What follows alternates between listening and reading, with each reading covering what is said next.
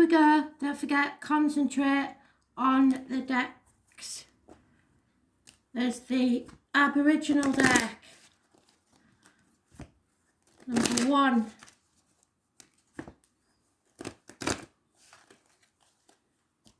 The Lightworkers deck. Number 2. Are you concentrating? The Wisdom deck. Number 3.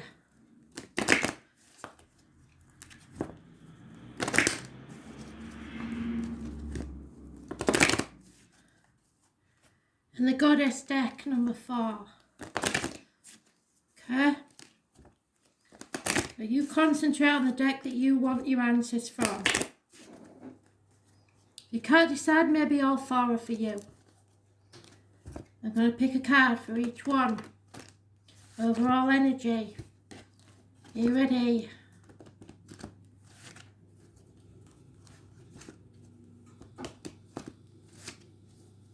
Messages. Spirit, please tell them what they need to know. Follow their energy. There we go.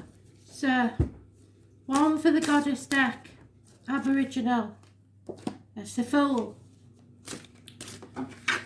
1 for the Lightworkers deck. Knight of Wands.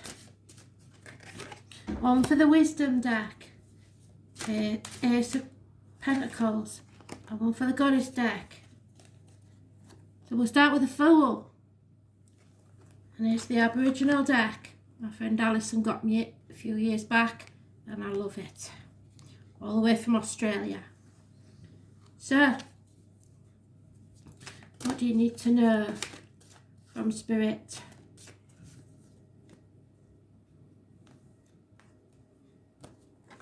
One card. Spirit, please.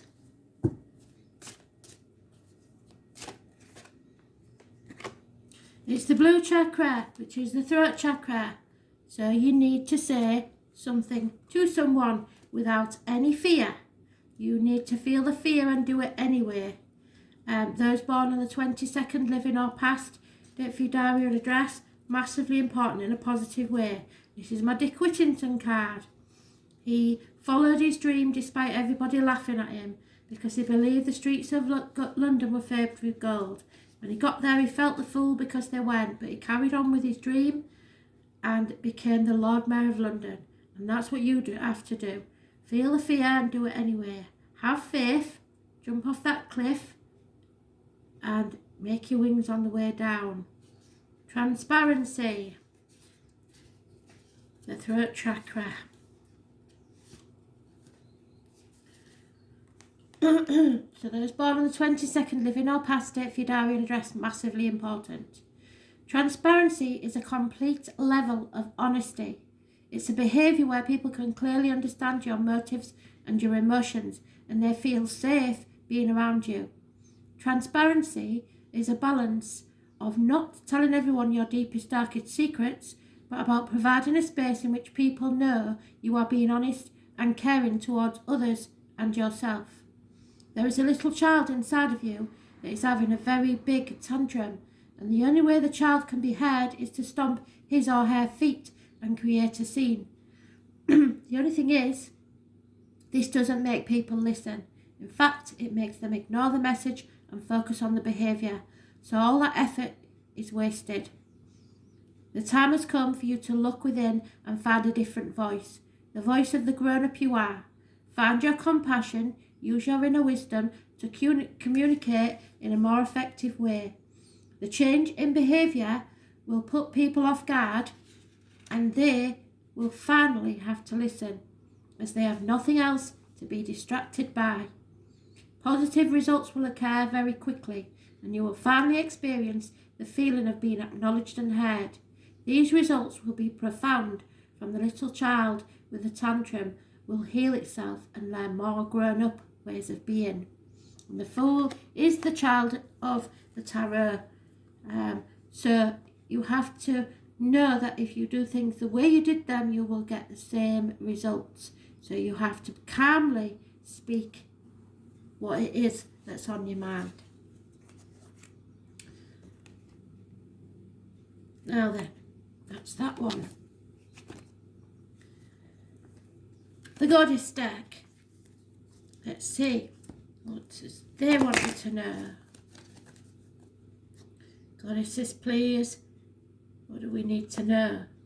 This is a lady of knowledge. Could be a doctor, a priest, a lawyer. It could be a Gemini, Libra or Aquarius. This is a fair but very strict female. She says what she thinks and she's not afraid to cut people out of her life. Sekhmet, the Egyptian lion goddess. So there may be a Leo involved in this somewhere, and she could be another side of the Leo. So we all have different pieces in our charts. Sekhmet. What can Sekhmet tell us?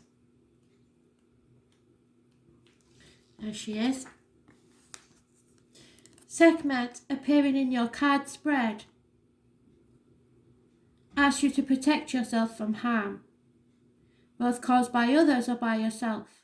Self-harm may be through drugs, alcohol, or maybe the result of toxic relationships. You may also find that you have been used by others for the achievement of their own ends. You may have allowed yourself to be controlled or subdued or diverted from your real passion, possibly by this lady. Make sure others do not get the credit for your hard work. Examine yourself and your situation and then refocus. Like a lioness hunting, gather yourself together and follow your real destiny without being sidetracked. When you find what you really want, pounce on it and don't let go.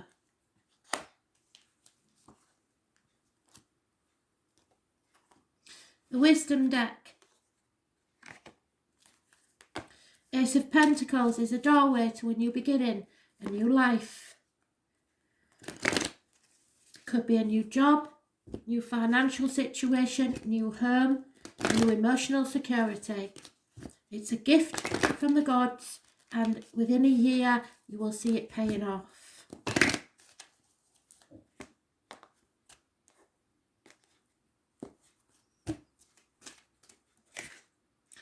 The Fire Prince. So this could be involving a fire sign, Aries, Leo, Sagittarius, but it is aggression. It is reversed. The number 40 could be important. So the Fire Prince as a challenge. There are a couple of messages delivered by the Fire Prince. So take heed, as one or both could pertain to you now. Be mindful of starting a fire that you cannot put out.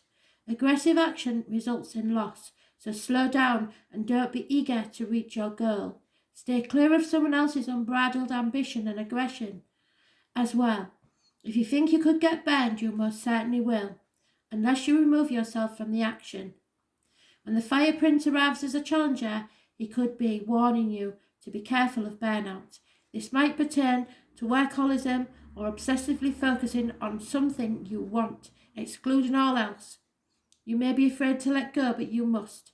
If you keep going the way you are, truly you won't have any energy left, nor will you see your way through your path. It's easy to get lost in the dark when there's no flame to light the way. So there is a gift coming your way, but you may blow it by being aggressive or not stepping away from an argument. And the Lightworkers is lack of commitment, fire sign energy, no movement, no action taken. This may be you or someone else, but there is no action taken. Could be no communication. It can be people who you've thought was a permanent fixture in your life and are no longer. There's born 1966 plus or minus 12 February. 1966 plus or minus 12 February to February may be involved. Sorry, I got sidetracked by the Sisterhood of the Rose. Beauty, devotion, priestess, mystic, teacher. So this is the equivalent to the High Priestess. There are 3 ladies there. So what's this one about? Sisterhood of the Rose, 78. So number 78 may have importance. Are you ready? The Sisterhood of the Rose is a lineage of priestesses and mystics who devoted their lives to serving humanity and seeding light consciousness all over the earth.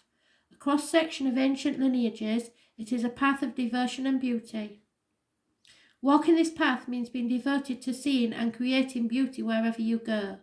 The rose symbolises the heart and the sacred geometry of all life. You are being called to notice the beauty around you, particularly in nature, and hear the whispers of the Mother Earth.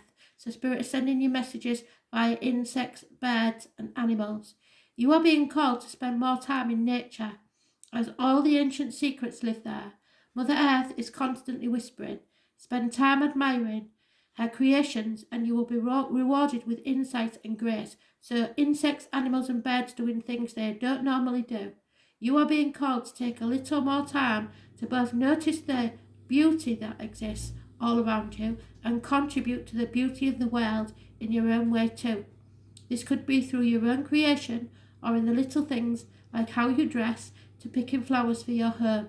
Every time you devote your time to creating beauty, you harmonise the planet a little more and shift the vibration which can be felt.